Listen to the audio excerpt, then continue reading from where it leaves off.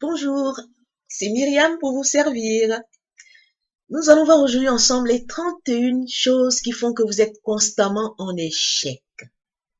Vous vous demandez, mais pourquoi je ne réussis pas dans la vie? Les autres réussissent, moi je suis dans la galère, moi je souffre, je comprends pas tout ce que j'entreprends, je ne réussis pas, pourquoi je ne réussis pas, etc. Nous allons voir ensemble pourquoi. Il y a 31 attitudes qu'il ne faut pas avoir si vous ne voulez pas être en échec. La première attitude qu'il ne faut pas avoir, c'est déjà les causes. On va voir ce qu'il ne faut pas avoir comme attitude et aussi les causes. L'une des causes qui fait que nous sommes en échec, que vous êtes en échec souvent, c'est votre background héréditaire défavorable. Vous êtes né dans un environnement défavorable. Vous êtes né dans une famille où les choses ne sont pas faites de sorte que vous puissiez réussir. Il y a des blocages, il y a des problèmes. Donc, notre background familial, lorsqu'il est défavorable, cela bloque notre vie, cela nous met en échec. Donc, il faut sortir de ce canevas. Deuxième chose, manque d'objectif de vie bien défini. Dans la vie, il faut avoir un objectif. Vous ne pouvez pas réussir votre vie si vous n'avez aucun objectif de vie. Donc, il faut avoir un objectif. Donc, le manque d'objectif de vie bien défini est une cause d'échec. Troisième chose, le manque d'ambition pour transcender sa médiocrité. Les gens aiment être dans la médiocrité. Les gens aiment mener une vie de médiocrité. Nous adorons un Dieu excellent. Il faut transcender cette médiocrité pour aller de l'avant. Donc, c'est la troisième chose, la médiocrité. Quatrième chose, une éducation insuffisante. Il y a certaines personnes, dès qu'elles ont 40 ans, 30 ans, c'est fini, elles ne veulent plus apprendre. Tant que nous sommes en vie, il faut apprendre. Il ne faut pas se lasser d'apprendre, quel que soit son âge.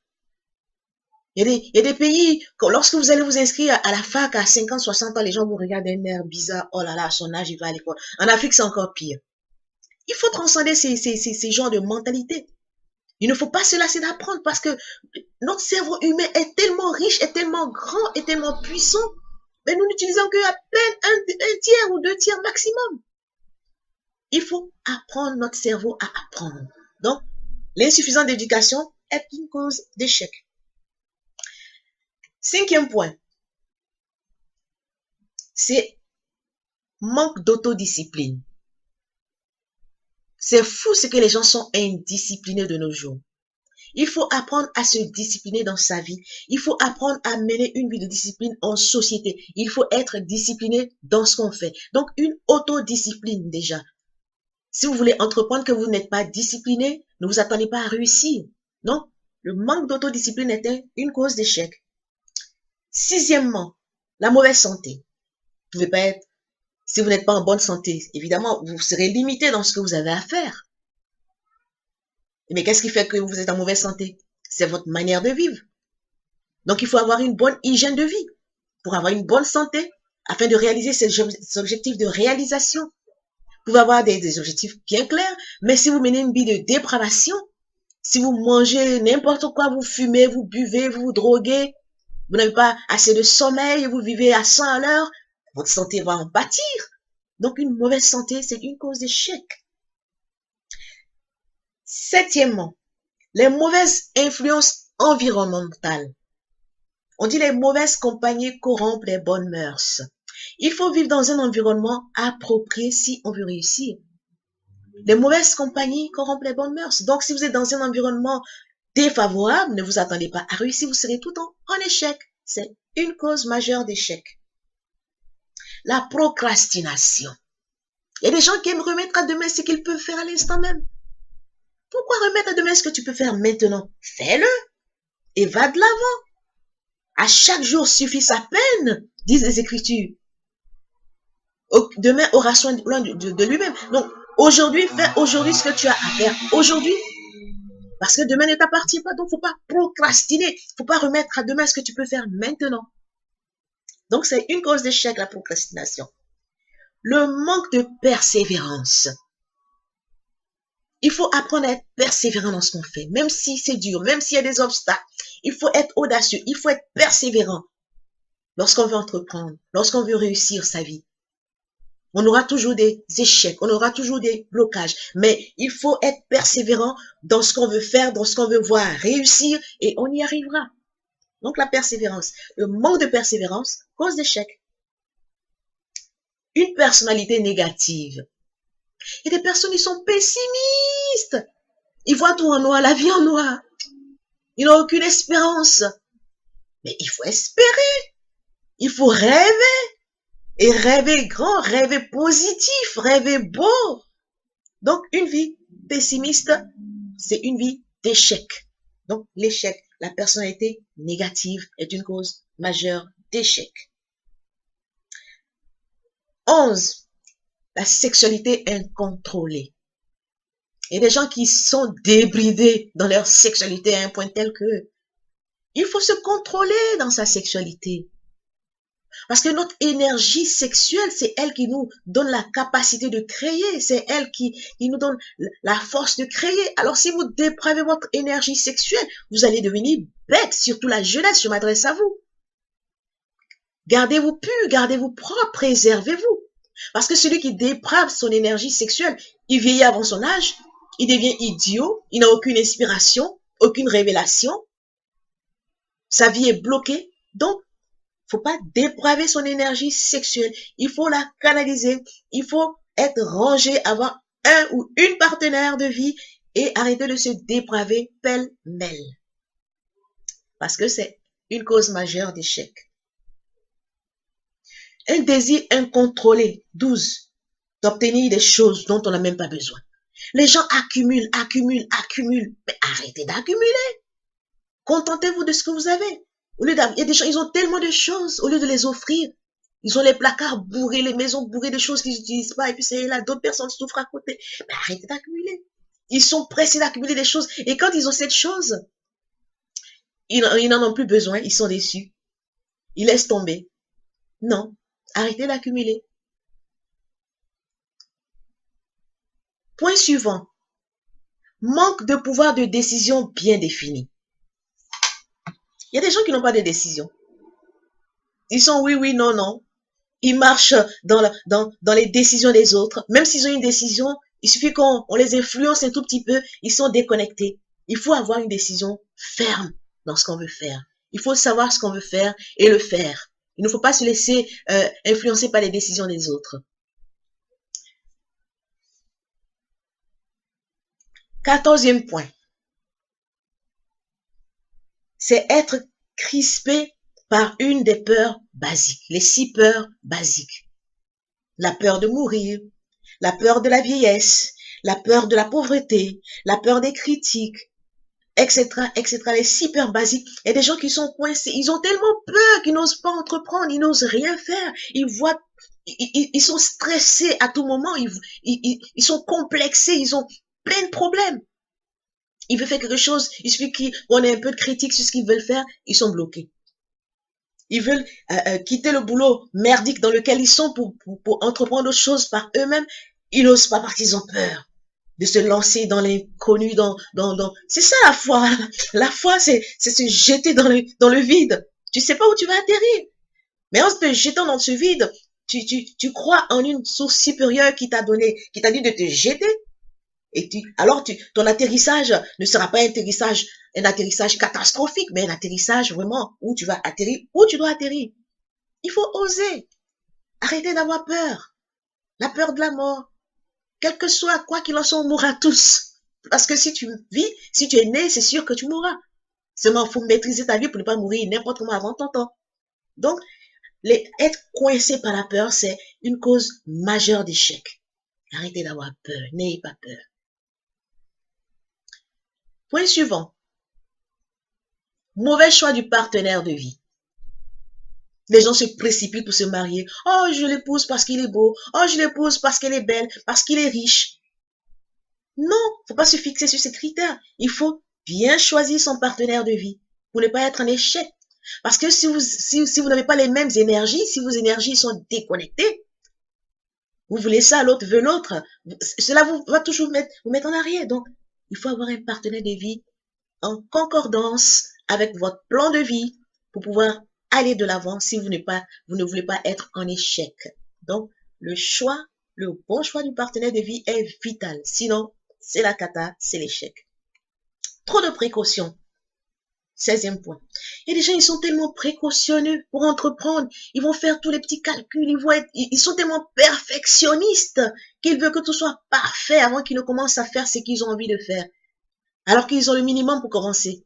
Faut pas attendre d'avoir tout. Faut commencer, faut se jeter à l'eau. Voilà, on commence. Et on fait des erreurs. On tombe, on se relève. C'est ainsi qu'on se parfait. On ne peut pas être parfait du coup. À force d'être précautionneux, ils n'entreprennent rien. Et ils sont en échec. Ils se demandent pourquoi ils sont en échec. Donc, trop de précautions, ça tue la créativité et ça crée l'échec. Mauvais choix des partenaires d'affaires. Vous voulez faire des affaires. Si vous ne choisissez pas les bons partenaires d'affaires, vous allez échouer dans votre affaire. Donc, il faut faire un bon choix. Donc, le mauvais choix des partenaires d'affaires est une cause majeure d'échec. Huitièmement, la superstition et le préjudice. Il ne faut pas être superstitieux. Les gens sont superstitieux et ils causent des préjudices à d'autres. Ce sont des causes majeures d'échec, la superstition. Oh, il a fait ça, c'est que c'est cela. Oh, je n'oserais pas. Et il n'ose pas parce qu'il est superstitieux. Il voit, il y a quelque chose qui va pas là. Il voit tout en noir. Il est un peu schizophrène à la limite. Paranoïaque. Non. C'est des causes d'échec, la superstition. Oh, il y a un chat noir qui est passé pendant que je voulais traverser. Donc, où je voulais aller à mon rendez-vous d'affaires, je n'y vais plus. Superstition. Cause d'échec. Point 19. Le mauvais choix de sa vocation. Nous avons tous une vocation. Déjà, il faut connaître ta vocation. Si tu copies la vocation des autres, tu ne réussiras jamais. Celui-ci, il est directeur. Celui-ci, il est pasteur. L'autre, il est professeur. Oh, comme il est professeur, il parle bien. Moi aussi, je vais être professeur. Oh, il est docteur. Ah ouais, il gagne beaucoup d'argent. Il est avocat, donc je vais être avocat. Mais non! Quelle est ta vocation à toi? Si tu fais le mauvais choix de ta vocation, tu seras en échec. Parce que tu marcheras à contre-courant de ta vie. Tu marcheras à contre-courant de ton chemin de vie. Donc, le mauvais choix de sa vocation est une cause majeure d'échec. 20e point. Le manque de concentration dans l'effort. Il faut être focalisé sur ce qu'on fait. C'est ça la volonté. La volonté, c'est de commencer quelque chose, d'aller jusqu'au bout de cette chose, de l'avoir réalisée. La concentration dans l'effort. Il faut être concentré dans ce qu'on fait. Il ne faut pas s'éparpiller. Sinon, c'est l'échec. On n'aboutit pas où on veut aboutir. 21e point. Les dépenses incontrôlées. Ah là là. Il y a des hommes d'affaires, des personnes, quand ils commencent à faire des affaires, dès que ça commence à marcher un peu, c'est la folie totale. On dépense sans compter. On fait du n'importe quoi. Les nouveaux riches, comme on les appelle. Et après, ils sont en échec parce qu'ils mélangent chiffre d'affaires et ils mélangent bénéfices et chiffre d'affaires. À un moment donné, au bout d'un an, évidemment, l'affaire qu'ils ont commencé capote parce qu'ils n'ont pas su gérer par leurs dépenses incontrôlées, par leur manque de sagesse dans le management financier de leur affaire. Donc, les dépenses incontrôlées sont une source majeure d'échec. Le manque d'enthousiasme. Il faut être gai dans la vie. La vie est belle. Il fait beau, il pleut, il neige. Il faut être enthousiaste. Parce que celui qui est ronchon, celui qui est grincheux, il attire vers lui des énergies négatives qui font que ça bloque sa créativité. La lumière, il ferme le ciel sur sa tête. La lumière ne peut pas le traverser pour l'inspirer, pour l'instruire, afin qu'il puisse réaliser des belles choses, des choses concrètes et magnifiques. Parce qu'il n'a pas d'enthousiasme, il est triste. La tristesse, c'est un démon. C'est pourquoi la Bible dit, soyez toujours joyeux. C'est un commandement. Et c'est dans ce moment de joie qu'on reçoit l'inspiration. C'est dans ce moment de joie qu'il faut faire ses prières au Créateur afin d'obtenir ce qu'on veut. Soyez toujours joyeux. Soyez toujours joyeux. Le manque d'enthousiasme, ça tue la créativité et c'est une cause majeure d'échec. Point 23. L'intolérance. Apprenez à être tolérants les uns avec les autres. Et des gens, ils sont tellement intolérants que des fois, il y a une opportunité qui se présente à eux, mais à cause de leur intolérance, ils refusent l'opportunité. Ah ouais, ça c'est pas un croyant, c'est un démon, je ne veux pas marcher avec lui. Pardonne, tu n'es pas parfait plus que cette personne que tu méprises. Il faut pas être intolérant. Il faut avoir l'amour les uns pour les autres. Donc l'intolérance, c'est une cause majeure d'échec. L'intempérance. On veut tout maintenant, tout de suite, et rien d'autre. Non, faut pas être intempérant non plus. Toujours pressé, pressé. Ah ouais, c'est ça. L'impatience, l'intempérance. On laisse rien passer. Voilà, on est pur et dur. On est intempérant. On veut les choses vite, maintenant, ici et maintenant. Même, faut prendre le temps de faire. Faut avoir de la tempérance. Faut prendre le temps de faire les choses. Faut faire le temps, prendre le temps d'appréhender les choses. Comme on dit, trop pressé arrive tard. En retard dans un jargon, le jargon ivoirien. Donc, il faut être tempérant. Quand il faut être tempérant. Et il faut aller vite quand il faut aller vite. Donc, l'intempérance, cause majeure d'échec. L'inhabilité à coopérer avec les autres.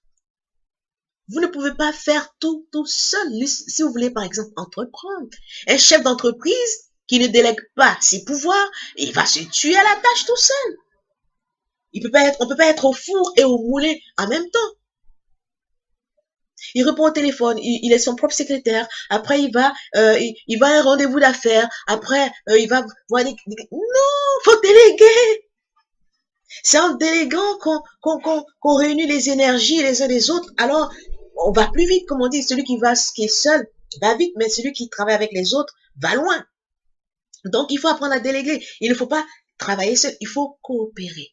C'est très important. Il faut travailler en équipe avec les autres. Il faut travailler en collaboration avec les autres. Donc, l'inhabilité, le fait de ne pas pouvoir coopérer avec les autres, d'être individualiste, ça, c'est une cause majeure d'échec. La possession d'un pouvoir acquis sans effort. Ça me fait penser aux enfants des riches qui héritent d'un héritage grandiose, des enfants gâtés qui n'ont pas eu le temps d'apprendre auprès de leurs parents, par exemple, et on leur donne un héritage du jour au lendemain, ils sont multimilliardaires, ils ne savent pas quoi en faire. Au bout de 2-3 ans, l'héritage sera dilapidé.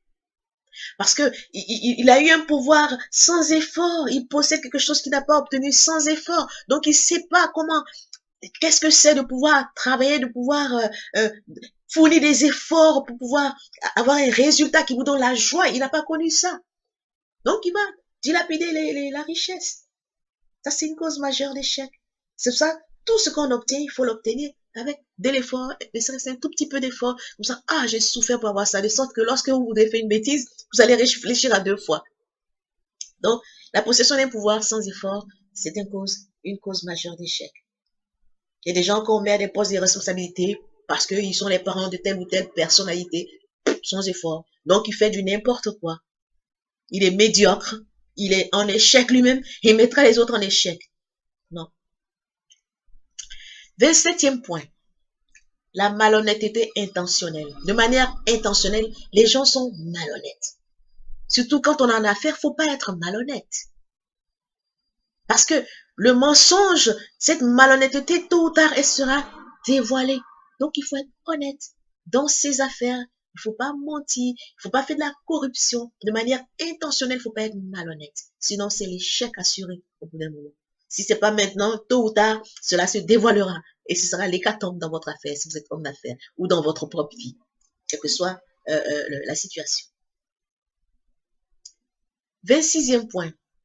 Pardon, le 28e point. L'égoïsme et la vanité.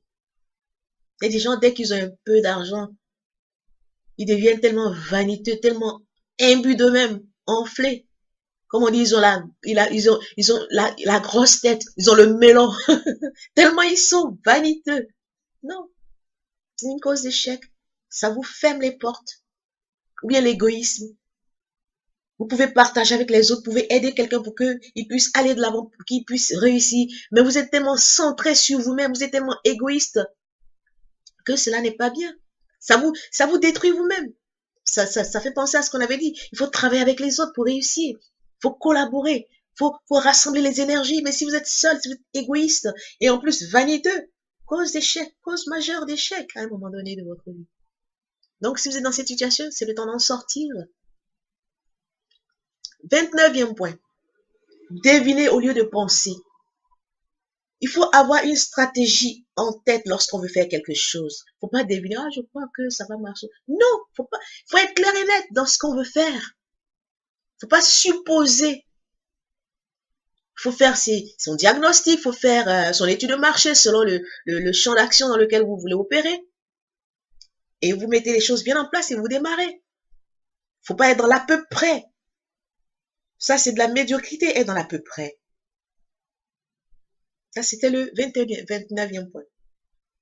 30e point, le manque de capital pour celui qui fait faire des affaires. Parce que l'échec ou la réussite tout tourne autour des affaires, de gagner sa vie, gagner des biens matériels, gagner des biens financiers. Vous voulez monter une affaire, par exemple, vous n'avez pas de capital. Et cela, c'est cause majeure d'échec. Donc, il faut trouver des astuces dans ce cas-là pour pouvoir avoir ce capital qui vous permet de démarrer cette affaire. Bah, évidemment, il ne faut pas attendre d'avoir des millions. Si vous avez comme juste un tout petit peu, un petit capital personnel, commencez. Mais les gens qui veulent avoir un grand capital, donc par manque de capital, ils sont en échec, ils sont là, ils tournent sur eux-mêmes. Et le 31e point, c'est tout ce qui n'a pas été dit dans cette liste. Nous avons cité 30 choses. La 31e chose, c'est ce que vous allez mettre à la suite de cette liste, vous concernant de manière personnelle. Qu'est-ce qui, dans tout ce qui a été dit, qui n'est pas dans la liste, que vous pensez avoir comme attitude, qui vous met souvent en échec? Voici résumé les points qu'il faut éviter, voire améliorer, si vous êtes en voie d'amélioration, pour sortir de l'échec.